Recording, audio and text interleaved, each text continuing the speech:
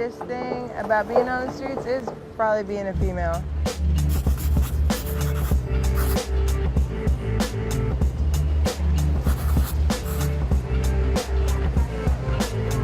If you're a woman, you like your face clean.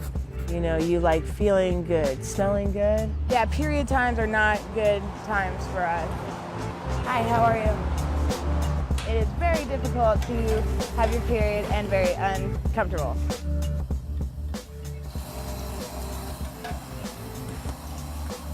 Every day I wake up and I do my daily routine because nobody wants to smell, you know? And that's kind of a big deal out here.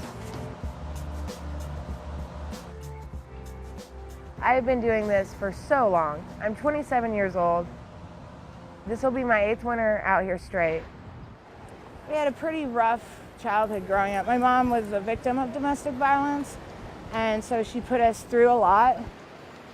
I went into the system. She got custody of me again, and basically she was like, you know what? I don't want you in the system anymore, but you can't be here. I hadn't lived at home since I was, 10 years old.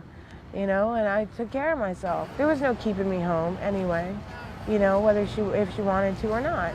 There's so many kids that it's like, they fall through the cracks, I guess. And that's kind of what happened with me.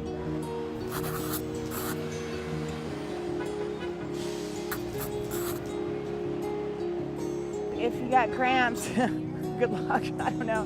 Maybe get a water bottle and some hot water from Starbucks or something, you can do that. Maybe steal some Motrin. A big box of tampons probably runs around $10, so that could be half of what we make during the day. I'll just go get the tampons that I need. And that'll leave me with nothing. Then I can't eat.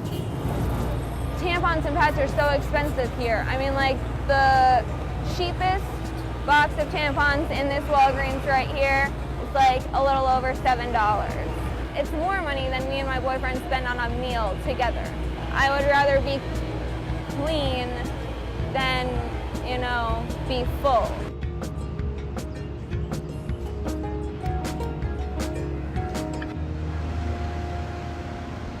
I tend to flock to places like this, which is like public parks, where they have public bathrooms. I come here to Thompson Square Park and I do my cleanup in the sink. There's little tricks that I've picked up along the way. If it's only a few minutes, like a couple of minutes, I've always just used like paper towels or toilet paper or something like that. It was like a napkin from a restaurant, those like big white napkins. I've used toilet paper and plastic bags. I've used towels. Cotton balls work, makeup pads. I've used socks.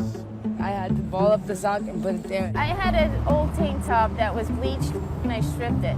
I had to go and rinse it out, squeeze it out, dry it, put it back, like 4 times that day. Sometimes if we didn't get things right away, we would just sit still, just sit still until we came up with something.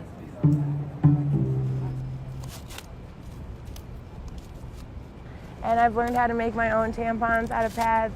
So you take the pad. I try to use tampons as much as I can, but tampons are expensive. And of course, ladies, you want to wash your hands first. People tend to, when they do give care packages, it's usually pads. And then you tie them like this. But usually they're a little longer, and then you can tie a knot here, and then you can still have like the string. Basically, that's it. It produces infections, especially in some cases when women are wearing tampons for longer than they should, toxic shock syndrome. It is a health issue.